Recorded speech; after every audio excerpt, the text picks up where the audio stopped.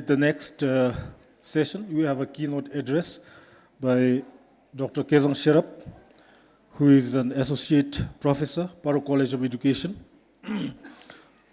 Dr. Kezang has a PhD in education from the University of New England in Australia and MAD in curriculum and instruction from St. Francis Xavier University in Canada. He teaches health and sports sciences and research methodology courses both at the undergraduate and postgraduate levels and provides professional development programs for school teachers, university academics, and also for youth voluntary groups.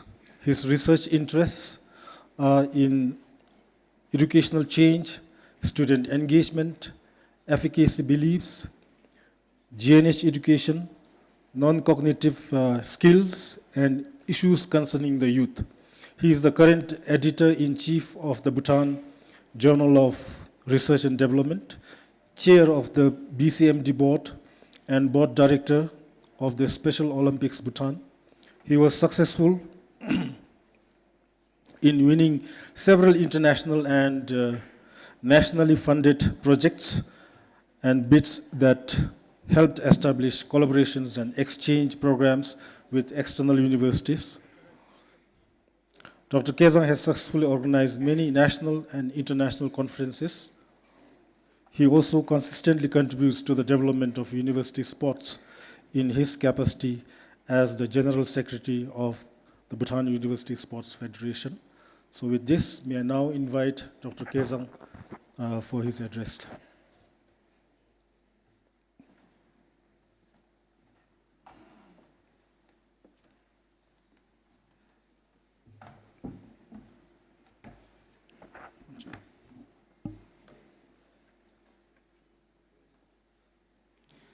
Okay, good afternoon, everyone. It's always a challenge to be a presenter right after the lunch. I hope you'll be able to bear with me, just 20 minutes.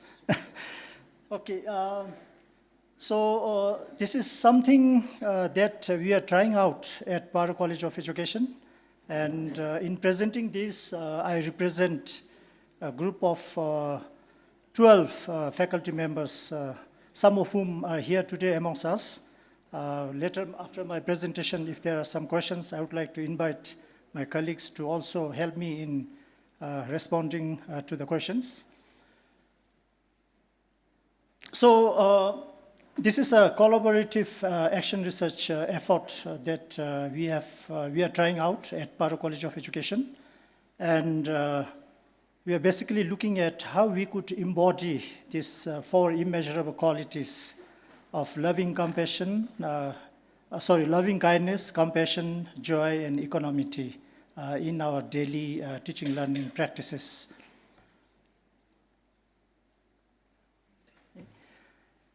So in the morning, Dasho Dechen even mentioned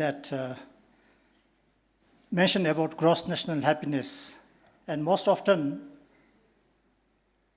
we are happy to know that Bhutan is being referred to as the land of happiness, and it is mainly because of the gross national happiness concept that was introduced by our 4th king sometimes in the early 1970s. And if you examine this concept called gross national happiness, it is basically rooted in these 4 immeasurable qualities of loving kindness, joy, compassion, and equanimity. In Buddhism, this is being referred to as Tsemeji. And what happens is it encourages people, practitioners, to cultivate some of these qualities like kindness, compassion, and caring. As Bhutanese, if you are serious about this, and if you apply this seriously, all Bhutanese, in fact, should be kind, caring, compassionate. But for more than 30 years, I've spent my life trying to understand Bhutanese education system both at the school and higher education levels. And what we have found out is we are just otherwise. With due respect to all the hard work that our teachers put in on a daily basis, both at the school and university level, I would like to share some of the findings. Sometimes I could be a little blunt, so please forgive me, all the teachers who are here.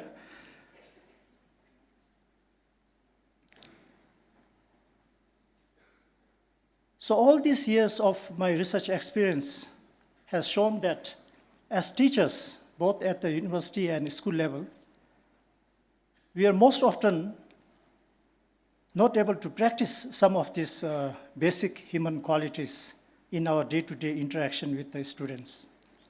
There are even bullying and discrimination happening in the schools, not just among the peers, but also from teacher to students. So where are the four immeasurable qualities? Are we practicing kindness? Are we being kind? Are we being compassionate to our students? This is something that has been lingering in my mind. And in order to address this, I have initiated this collaborative action research group at Paro College of Education. And we know that in the morning, Tashodeshan mentioned about how the mental health situation of Bhutan. Okay? One of the main causes actually goes back to the school system. Okay? How we interact with our children, how we talk to our children, for instance. Some of us might think that, oh, these are very basic, simple things, but we never know how it is impacting the mental health, how this is having a detrimental impact on the child. So this is something that we are exploring. So sometimes like 10, 15 years before, the Education Ministry started something innovative called Educating for GNH in our school system. We were quite hopeful. But today, 10 or 15 years down the line, we are not seeing the impact of this program in our schools. In fact, it is just the otherwise, as I pointed out earlier.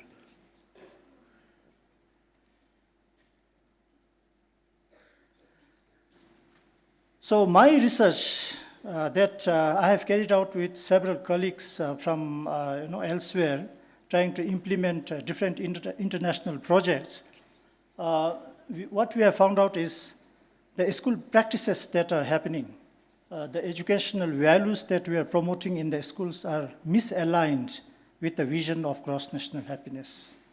We are just doing the opposite. How? I'm going to share some of the instances. So my conclusion from those researches is, in many ways, the Bhutanese education system is paradoxically counterproductive to the aspirations of the GNH society. I'm not sure how many of you would agree, but this is the findings from many ethnographic research works that I have carried out over the last 25, 30 years. Meanwhile, if you look at international best practices, if you look at literature elsewhere, there is a general understanding that when children are happy in the school, they learn. And it is just the opposite. If children are not happy in the school, if they are bullied, if they have mental health issues, forget about learning. In the morning, we were glad to listen to our chief guest that they're now trying to focus on learning. But where are we in that? It's something that we need to ask as educators ourselves. Elsewhere, there is a common understanding now that in any education system, the heart of education has to be the education of the heart. And this is something that we are missing out.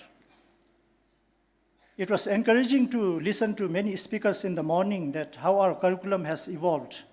Now we are into humanistic education model where a lot of emphasis is being provided on holistic education. But are we really promoting holistic education? Is something that we need to ask. So given all this situation in our context, we have started this collaborative action research, thinking that this should start from Teacher Education College. We are responsible in preparing teachers. If teachers in the schools are not doing right, the blame has to be the two teacher training colleges. Considering that, we have started this modest collaborative action research group, and we wanted to try out what can we do to embody this basic human qualities in our interaction, daily interaction with our students at the college level, so that these future teachers take this, learn from us, and take this to their practices when they go out into different schools around the country. So initially, we started this project in the autumn semester of 2023. I sent out an invitation to all the faculty members at Paro College of Education, and the response was quite overwhelming. There were about 15 faculty members who wanted to join the group. Ultimately, 12 survived. A couple of them had to leave for some personal reasons. Having successfully implemented this in the 2023 autumn semester, we said we want to continue this, and we went into 2024 spring semester. And the report that I'm going to share today is based on these 2 semesters, the outcome that we have tried out. And having successfully tried out for these 2 semesters, we said that we want to try out this and extend the reach to other faculty members. So we tried out 2024 autumn semester. Another 12 or 13 faculty members joined the group. And today we are about 25 of us in the group. And I represent all these group members in sharing some of our work. So this was basically our question. What can we do in order to embody these basic human qualities in our daily teaching learning practices? So we followed Camis and McTaggart's action research spiral of starting with reconnaissance, planning, acting and observing, and reflecting. So basically, we said that, okay, we want to now try and understand ourselves as a teacher educator, what kind of person we are, what kind of teacher educator we are. We need to, first of all, ask our students to do certain things. We need to be a role model to them. That was the general agreement amongst us. So we looked at the module feedback of the student teachers that we receive at the end of every semester. So we also agreed to maintain a research diary, which was a good source of data for us. And then we also, at the end of the semester, interviewed 2 students from each of our classes.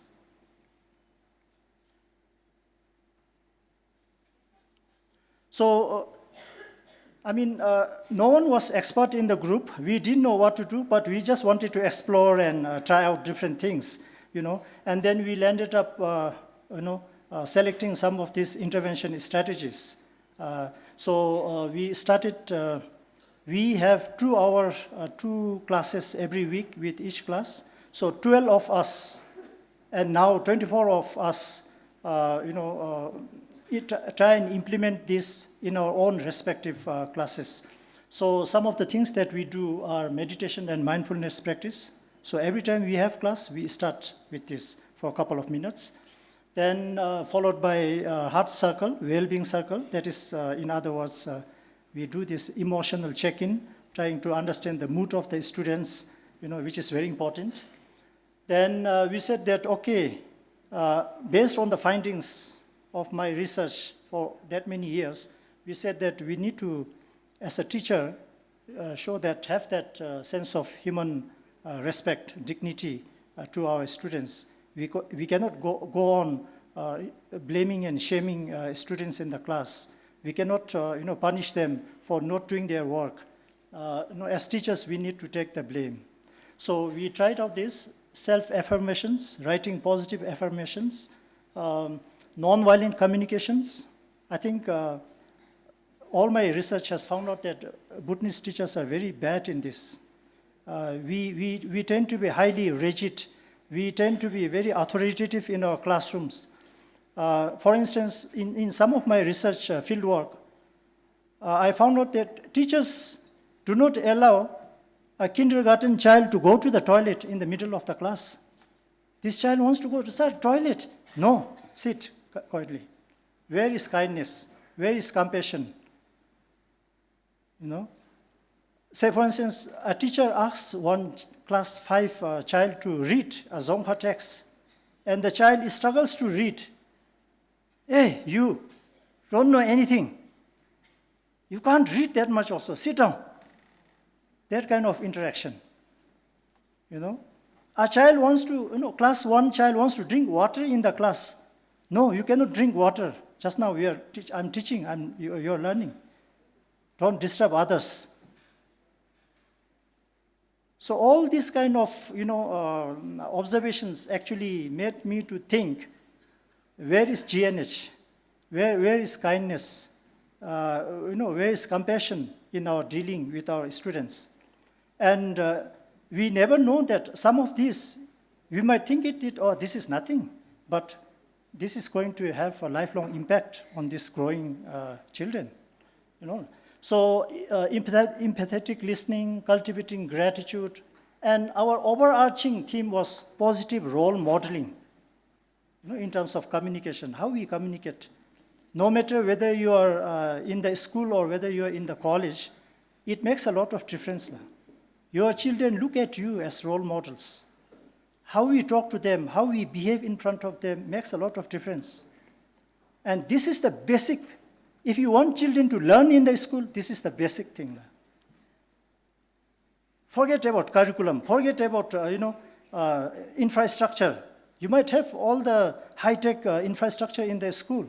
You might have a well-developed curriculum. But if the teacher who deals with the students are not careful, we are being a negative role model to these growing children. And they are likely to become that kind of human being. Someone who has no compassion, someone who cannot show kindness, someone who cannot show gratitude.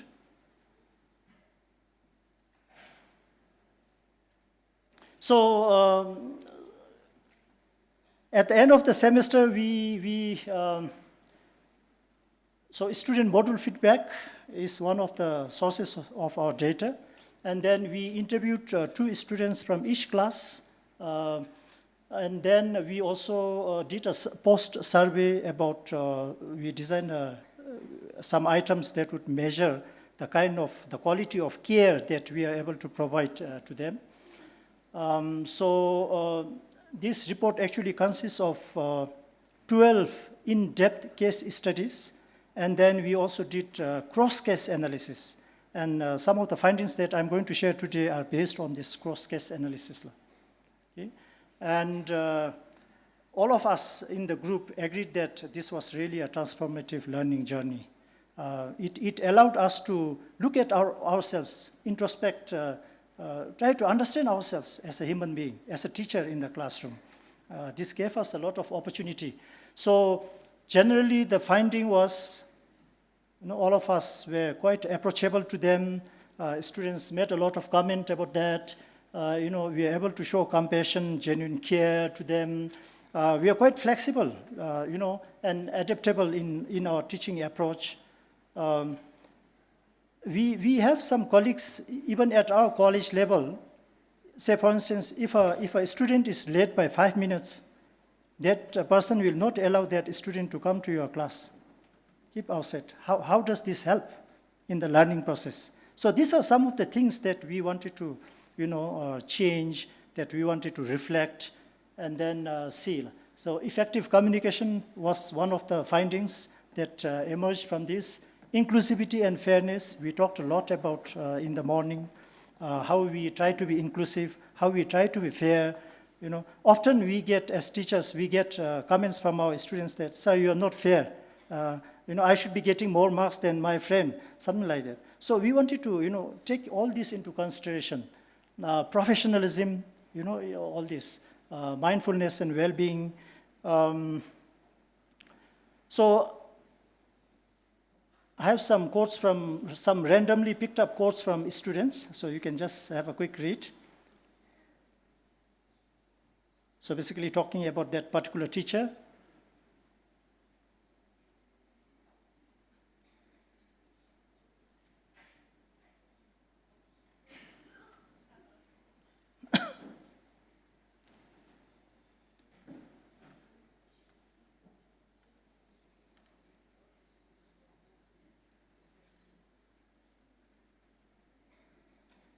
So, you know, we are trying to practice this consciously, you know, in front of, in our teaching. So these small things matter, you know. Asking children, how are you today, you know. Frankly speaking, most Bhutanese teachers don't ask that. We don't have habit. Maybe it's our tradition, culture.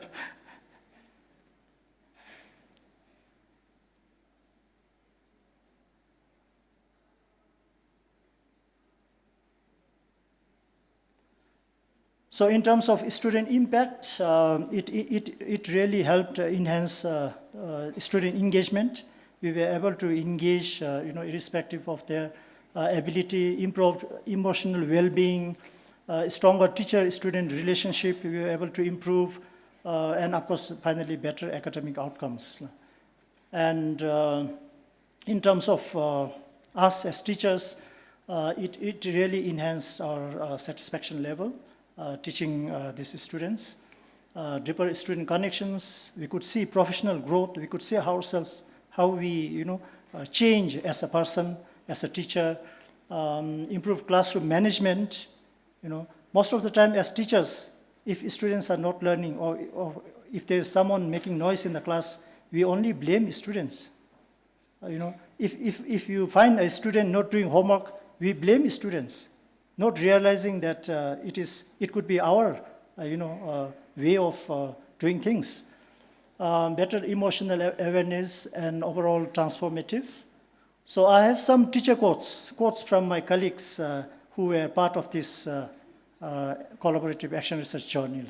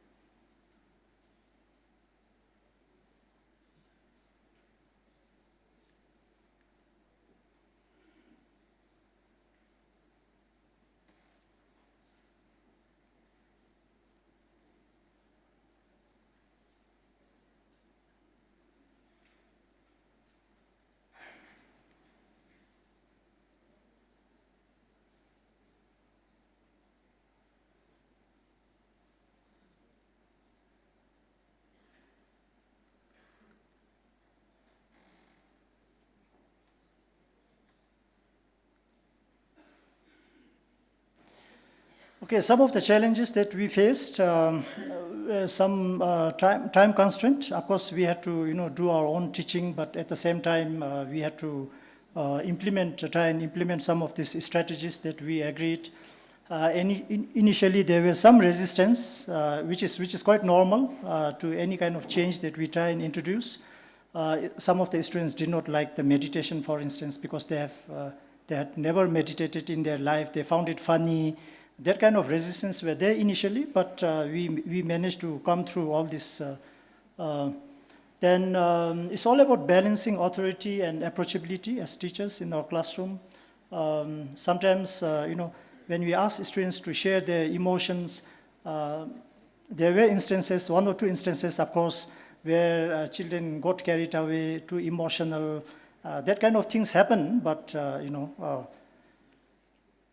So now what we are trying to do is we are trying to lobby the college management and make this a part of the teacher education program. We found it really useful because at the end of the day, as I mentioned earlier, no matter how good your curriculum is, no matter what kind of infrastructure you have, if you do not take care of the person in the classroom who is dealing with the students on a daily basis, a lot of things can go wrong, can be misplaced. So we want to bring this into the teacher education program to educate our future, prospective teachers.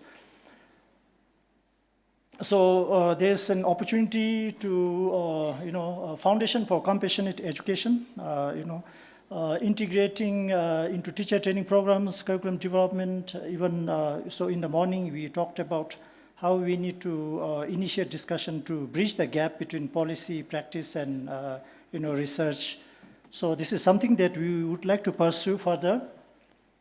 Thank you so much. And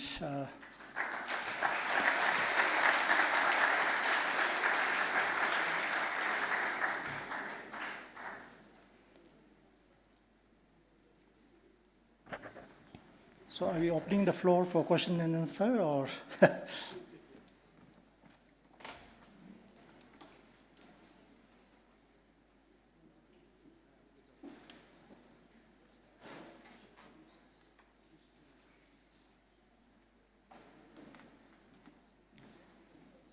By the way, the people in our group, we had members starting from 3 or 4 years teaching experience to more than 30 years. So it was a wide variety. Just wanted to add that.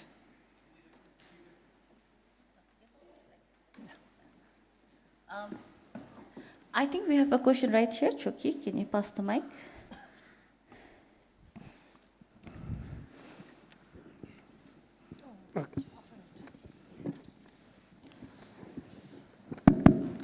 Lasla, thank you so much for the opportunity given to me. And thank you so much, Dr. Kezang, for such a wonderful, excellent presentation, keynote address. I think this is something that we should replicate in, other institutions such as particularly the schools. And I'm quite intrigued by some of the very strong and sometimes alarming statements that you made, particularly in the beginning, as a part of your the result or the outcome of the situational analysis. One of them was that the effort that we made in educating for gross national happiness has gone in vain, into the drains. And it has been about 13 to 14 years since we have started that. And I'm quite sure, where did we falter? I mean, where did we go wrong? I think we started very strong in the beginning. In I think it was 2010. 2010, it was such a, there was a huge political, willingness and support, and everybody was into it. And I was also involved in that, by the way. I was the one who actually developed that document called Guidelines for Educating for Gross National Happiness. But somehow, later, perhaps maybe 3 to 4 years hence, after that, I think we lost the luster of it. And have you, through this effort, of perhaps your maybe research, kind of research, have you ever looked at what might have gone wrong? Where did we falter? Why? Actually, teachers should have transformed and then practiced, translated in their, practice in the classroom. But the results show that teachers are, very rude and, very bad model in front of students and, all those kind of things. So they should have actually transformed. Where did we go wrong?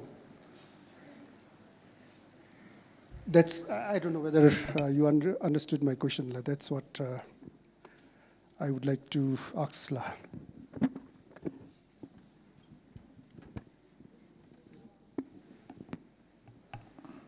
If there are more questions, we will take one more. So I think there is. Thank you very much. My name is Sajid.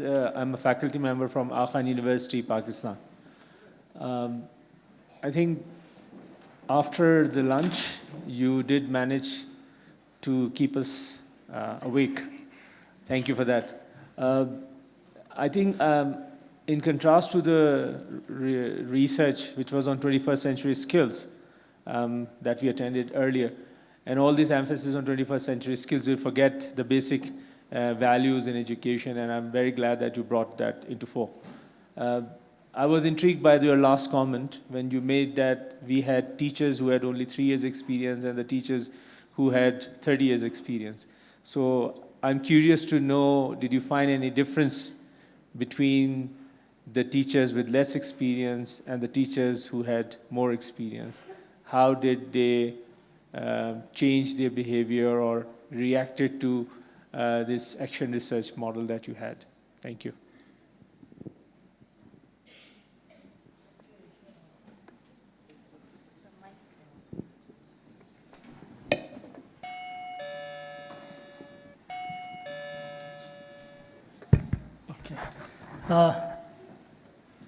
I'm taking one more. Yes.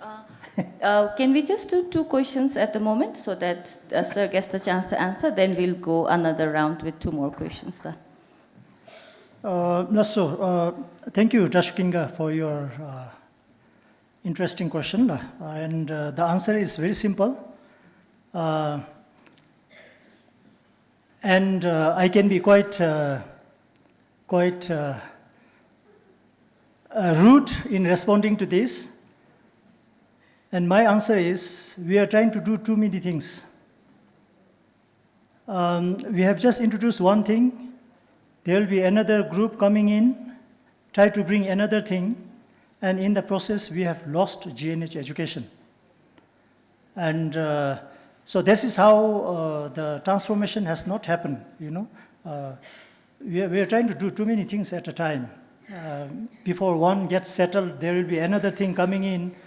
And also partly, we are also seeing the impact of the introduction of politics in our system. The government changes, there are new ideas. Lasla. Okay, now while answering that, I just remembered. Thank you, sir, for your question. Actually, so given this wide difference in our experience, we did not find any difference. The only thing was all of us agreed that this was a transformative journey. One of our colleagues who is here with us today already retired, and she thought that, we should have experienced this many years back, We also have some of our young colleagues here today, and then, given their experience in the education program, even for them, this was quite transformative. So generally, there was no difference, but the only thing was, it went well, and there has been a learning and transformation in our outlook, in our behavior, in our attitude towards approaching education. Thank you, sir. Yes, Vishnu, sir. Can we have the mic to Sir Vishnu in the front row, please? So while we are waiting for the mic, any of my colleagues, please feel free to respond. who are here today.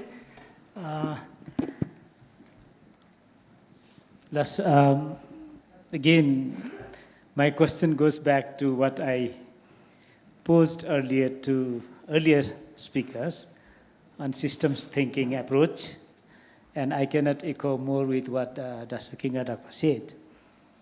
Bhutan ratified the United Nations Convention for the Right of the Child in 1990. It talks about the best interest of the child. CRC is all about the best interest of the child, and as teachers, we got to be custodians of those rights. In 2009, we started educating for GNH. I was also part of the project. We trained teachers. We started meditation in the classroom. We brought mindfulness.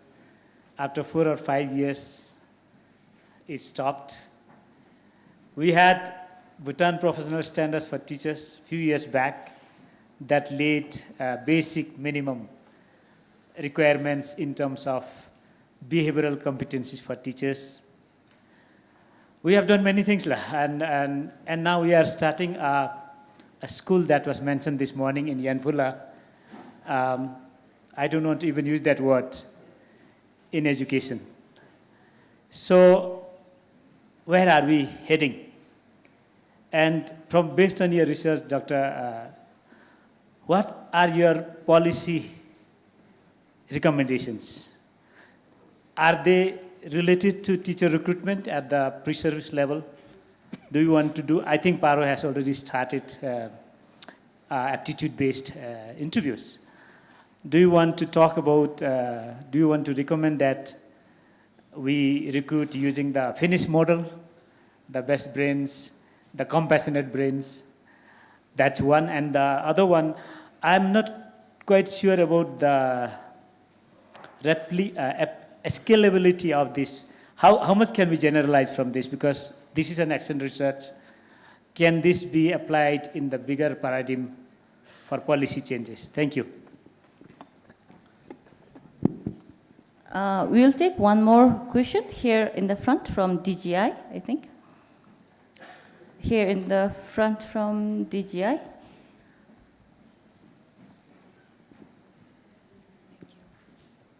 Hello.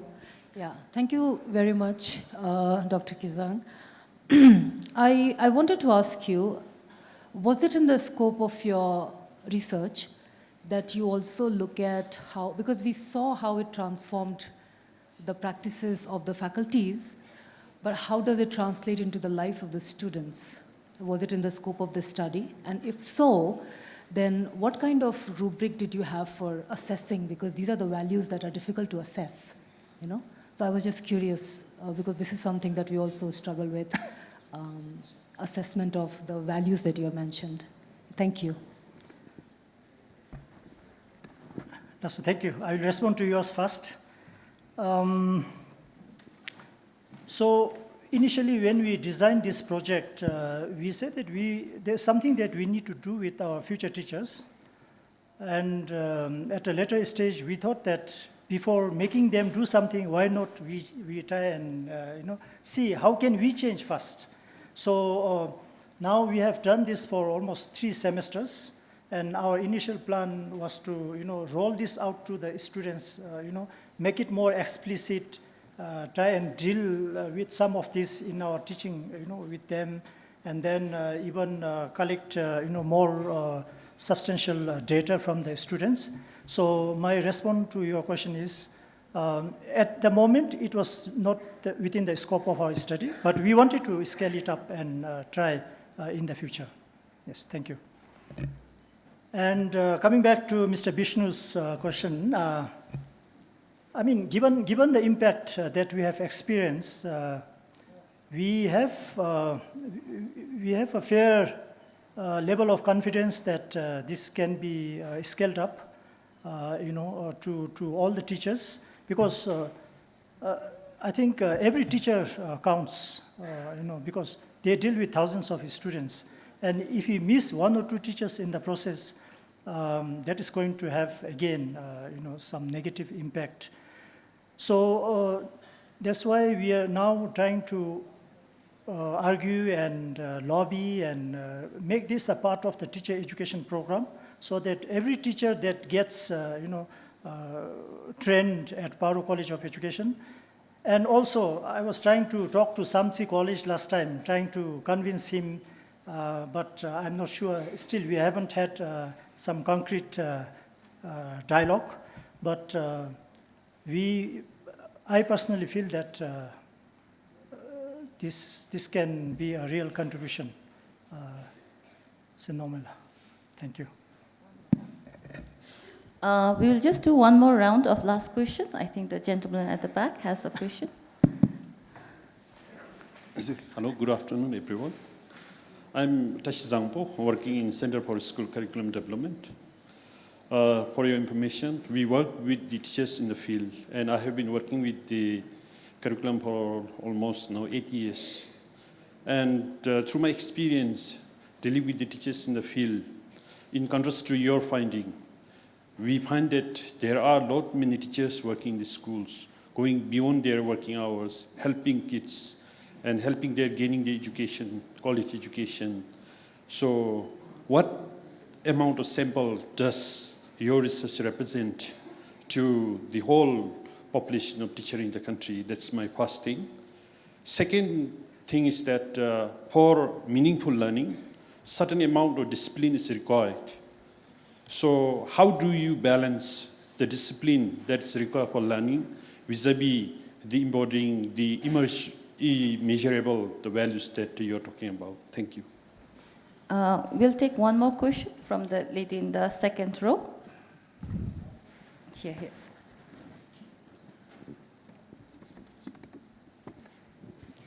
Good evening, Aisha. I am from Maldives. I work at the Ministry of Education, the Policy Department.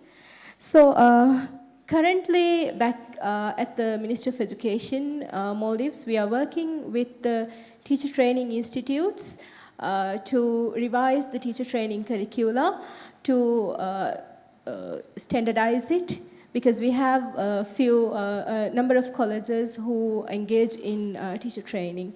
And your findings were quite impressive. So my first question is, I actually have two questions. First question is, based on the findings of your action research, what are your suggestions? Just now, in response to the previous question, you said that you're working on incorporating. So what are your suggestions or your plans on integrating the findings of this action research into the teacher training curricula, which will then, I think, bring a solution, or rather, which will cater for the pre-service teacher training. But then the other question is, do you have any plans on bringing this, the findings and its impact into the in-service teacher training also? Thank you. Okay, so on the generalizability part, yes, I do agree that there are teachers. That's why I began my presentation by making a statement that, with due respect to all the teachers who work hard, who go extra mile, in spite of all this, there are issues. So some of my research findings were quite, quite extensive research that we have carried out. And it was not just one-time research, it was an ethnographic research. We have traveled north to south, east to west, visiting schools, observing teachings, talking to students, both at the school and university level. So I'm quite confident that some of the situational analysis that we have done based on some of the research work that I have invested over the last 25, 30 years can be quite generalized. Of course, there are exceptions. There are teachers who give their full in terms of taking care of students. So, then coming to the discipline part, I don't know. This could be argued. What do you mean by discipline, actually? There are different schools of thought. We can always argue. discipline is always not the right, approach to education. There are other ways of doing things, For instance, what we found out in our action research was some of our tutors had some students who were coming regularly late to the class. That is a discipline issue. But once we started this, bringing this into our teaching learning process, slowly they started, improving. Everybody started coming on time, doing things properly. So it's open for discussion. I would like to stop there and maybe respond to the question here. Okay, our plans are big. We have many suggestions, but at the end of the day, who is going to listen to us? Researchers are researchers. How many policymakers do we have here today? I think such dialogues often happen amongst the practitioners. And when it comes to the implementation part, it is in the hands of the policymakers. We don't have much say. So our hands are tied. But we definitely want to, scale this up, bring into even to the in-service teacher education program. We have, in fact, already started. Some of our colleagues who have been a part of this are dealing with in-service teachers who are doing masters at Paro College of Education. So even for this level students, it was quite productive and transformative. Thank you. Yeah, if you have time.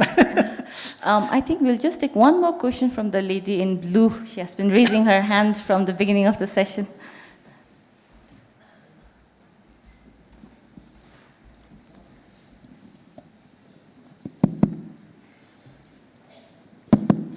Thank you, ma'am. Thank you for giving me the opportunity. Well, I really wanted to ask that because I'm a teacher too. And as Sir was mentioning, I could see the situation similar to in my educational context. So I just wanted to ask, sir, you have plenty of interventions mentioned. So if we are to suggest one to my friends around there in my back at my school, so which one, have you looked into the weightage of those, which one is much more beneficial than the other one? So I just wanted to know about that. Yes, so thank you, Sonam, for asking that question. Actually, each of these intervention strategies has its own role, but to respond to you, I would advise you to follow our overarching theme, that is the role modeling. Be a good role model for your students. Try to be kind, try to be compassionate. Talk to them from your heart, not always scolding them for not doing things, not always punishing them for not doing things, that kind of things. Yeah, thank you. Thank you. Thank you very much, all the audience, and to our keynote speaker for such an engaging afternoon session. I'd like to request Dr. Kezang Sharap to remain on the stage and invite Marina on the stage to provide Dr. Kezang with the token of appreciation and a certificate.